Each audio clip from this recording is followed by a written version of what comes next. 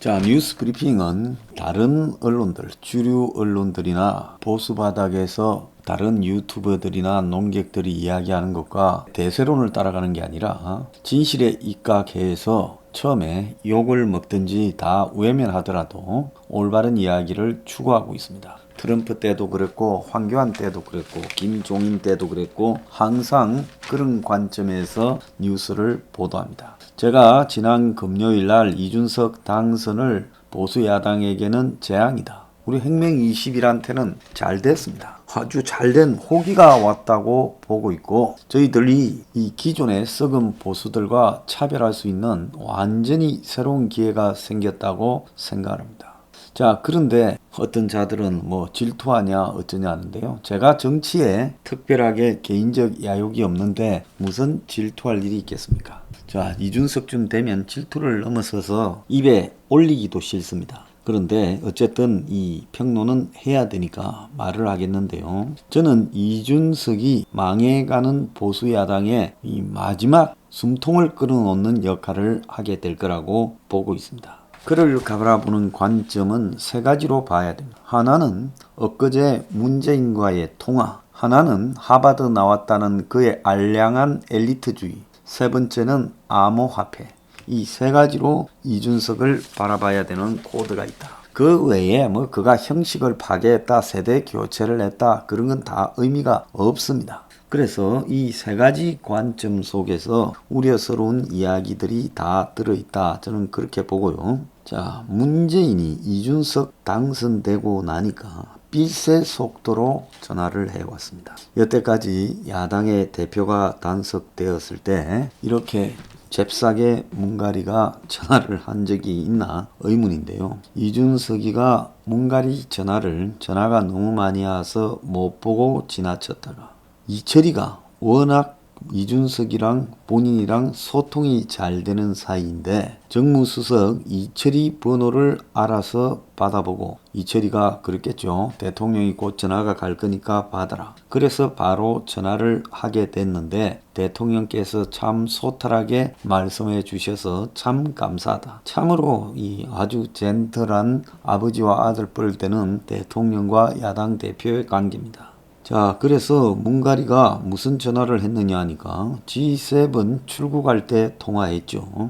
G7 방문 일정이 있기 때문에 성공적인 외교를 하실 것을 기원한다 했고 대통령이 대선이 다가오기 때문에 여야가 완전히 충돌 없는 상태로 갈 수 없겠지만 국가적 어떤 위기 상황에서 야당의 협조가 필요한 부분에 협조를 구하겠다 이렇게 말했고 이준석이가 저도 코로나 방역이라든지 시급한 국가 사안에는 야당이 굉장히 협력을 하겠다는 취지로 답변을 드렸다. 코로나 방역이 이 정치 독재, 방역 독재로 이어지고 있는데 이준석이가 이걸 콕 집어서 협조를 하겠다고 말을 했습니다. 이자는 정치의 본질을 이해하는 능력조차 없고 아마 자기가 이번에 당선되는데 어떤 식으로든지 문 정권이 도와준 측면이 있다라는 부분에 대한 감사의 마음이 넘쳐나고 있어요.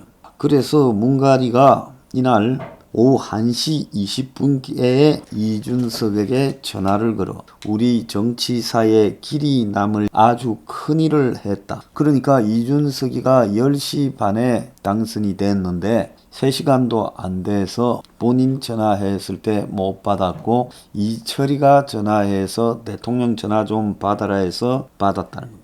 자, 이준석은 여야 협치 모델이라는 것은 우리가 항상 이야기하지만 구체적인 성과가 나와야지 국민이 감동할 것이다. 앞으로 대통령님과의 관계 대통령님이라고 부릅니다. 야당 대표라는 X가 송영길 대표와의 관계에서 저만의 모델을 한번 구축해 보도록 하겠다. 그래서 당장 지금 눈 밝은 중앙일보는 토요일날 신문에 뭐라 쓰는거 하면 36세 제1야당 대표 문가리와 막내 아들 뻘 야당 대표 파격 영수회담 예고, 백팩 메고 청와대 해동 가능성, 청년 정치 활성화 계기 기대감, 개파색 탓 경선 공정성은 의심되고 있다. 법야권 통합에 걸림돌 될 우려도 있다. 뭐 이런 식으로 보도를 했는데요. 자, 이준석한테 이 문가리와의 굉장히 기회주의적인 사쿠라 야당화 가능성이 열려 있습니다. 저는 개인적으로 이준석의 당선 과정에 문가리 정권이 이재명이까지 다 보내버리려고, 크게는 나중에 윤석열이 포함될 수도 있고 안 될 수도 있습니다. 그래서 청년 세대 교체 돌풍을 인위적으로 조작하는 것을 부채질을 열심히 해서 도와줬고, 그래서 지금 이준석이 되니까 그 바람으로 이재명이까지 고루하게 보내버리겠다.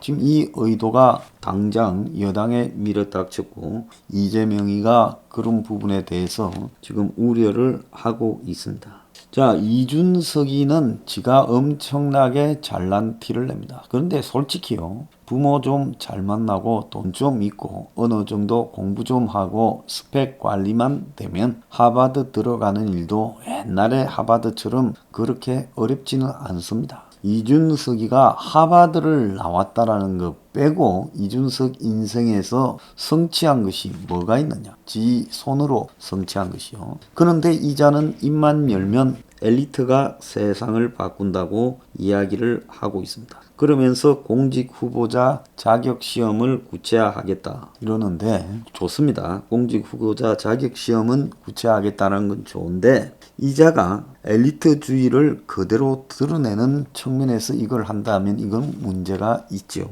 책에서 나를 엘리트주의로 비난한다 해도 기꺼이 감수하겠다. 박정희 전 대통령이 혼자 국가를 부흥시킨 것은 아니지만 그의 국가 발전에 대한 확신이 대한민국을 발전시킨 것이다. 그러면서 이자가 또 하나 엘리트주의 속에서 위험한 생각이, 성장과 분배 중에 성장이 중요하다.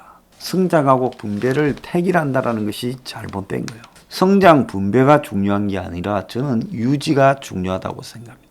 성장을 하는 시대는 영원히 끝났어요. 이게 겉으로 지가 학벌만 가지고 엘리트주의라고 주장해서 그렇지 실제로 공부가 덜 돼 있다라는 증거입니다. 황교안이가 민부론이라고 성장을 들고 나왔다가 나오자마자 DOA 도착 즉시 사망 신고가 돼버렸습니다. 그거 한번 써먹기나 해봤어요. 한국의 유명한 학자들 70여 명이 모여서 만들었다는 민부론을 한번 써먹기나 해봤어요. 그런데 이 무지한 자가 민부론과 유사한 성장을 언급하고 있다. 성장은 분배냐? 이게 택일이 아니라요. 저는 성장도 분배가 또 아닌 이제 유지를 들고 나가야 된다. 자, 우리가 현 상태에서 버티는 것, 이것이 가장 중요하다고 생각합니다. 기업이 해고를 쉽게 할 수 있어야 경영 효율성이 높아져 결국 사회에 이득이 될 것. 해고는 쉽게 하고 사회 안전망은 강화되어야 된다. 자, 공부 안 하고 어디서 정경련에서 들은 소리 주워 듣고 하는 것이죠.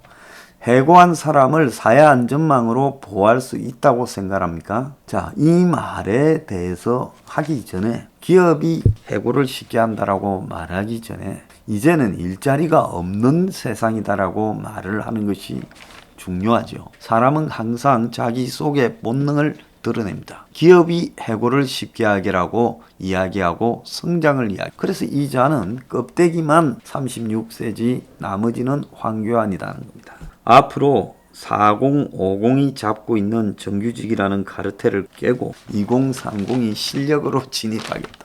자, 그러려면 뭘 이야기해야 되겠어요? 정규직의 카르텔을 깨려면 정치 노조를 해체하겠다고 선언해야지. 그게 능력이 안 돼서 못 들어가는 거예요. 능력의 문제라고 생각합니까? 왜 정치 노조 문제는 이야기하지 않아요? 지금 복잡하고 어렵고 곤혹스러운 문제는 다 피해가고 있습니다.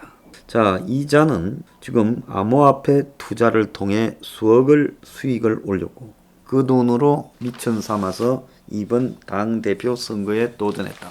그런데 그가 1억 5천을 모금을 했고 그 중에 3천만 원만 썼고 1억 2천은 그 당에 기부를 한다 이렇게 들었습니다. 그러면 지 돈 암호화폐 파란 돈 쓴 거는 뭡니까? 이 암호화폐를 이준석이가 했다라는 문제에서 상위 1%에 들고 싶어서 부에 있어서 이렇게 했다는데 이 정도 수준밖에 안 되는 게 야당의 대표를 해요. 돈을 벌고 싶으면 정치를 하지 말아야 되고 그렇지 않습니까? 공직에 나서지 말아야 돼. 과거에 기득권 세대에서 돈 벌고 정치하고 권력 잡고 이런 것들을 다 한 손에 이렇게 움켜쥐었지만 이제 2030에서 정치를 한다면 적어도 정치를 한다면 돈 벌 생각을 하지 말아야 된다는 것은 기본적인 부분입니다. 그래서 이준석은 그를 감싸고 있는 문재인과의 관계 그 다음에 엘리트주의로 포장된 이 기득권 수권의 사고관, 경제관, 암호화폐 이 세 가지가 그에게는